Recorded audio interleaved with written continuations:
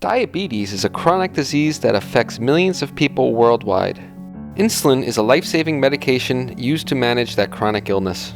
But did you know that even a century after its discovery, insulin remains one of the most expensive drugs in the United States? In this video, we will explore the reasons why we don't have generic insulin and how it affects people with diabetes. Insulin is a biological compound created by the pancreas to break down sugars in the bloodstream. When a person is diabetic, their body has stopped naturally producing insulin. In 1921, Canadian scientists Sir Frederick Banting and Charles Best created a process to purify insulin from cows and pigs for human use, and it was a success. Knowing that they didn't have the means to mass-produce their life-saving creation, they sold the patent rights for just $3. For over 50 years, animal-derived insulin was the only kind available for use. But in the late 1970s, there was a major breakthrough. Using DNA technology, drug companies were able to take bacteria and then sequence the DNA to synthesize insulin that's very close to the type created by the human body. Humulin, the first kind of this synthetic insulin, hit the market in 1982. It allowed diabetics to use smaller and less frequent doses to manage their condition, as they need to maintain a constant blood sugar level throughout the day to avoid developing life-threatening problems. Insulin is a complex molecule, and producing it is expensive.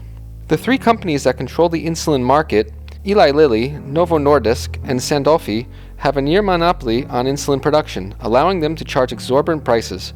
But why isn't there any competition from generic manufacturers?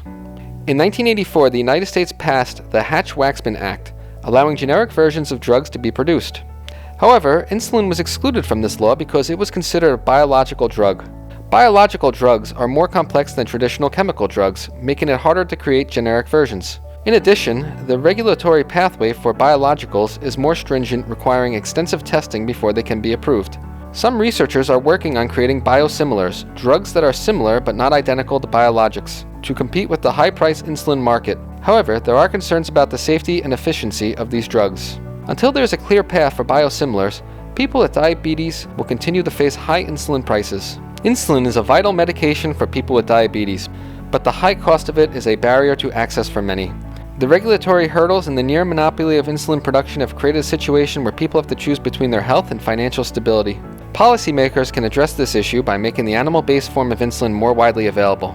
Patents can also be allowed to expire rather than always being slightly revised and extended so that the formula is open to all.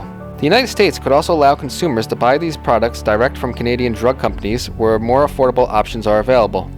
But the most important way to win the fight against diabetes and high-priced insulin is to reduce the demand through healthy eating and exercise.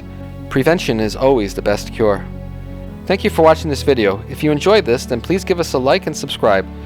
You can also leave your questions and feedback in the comments.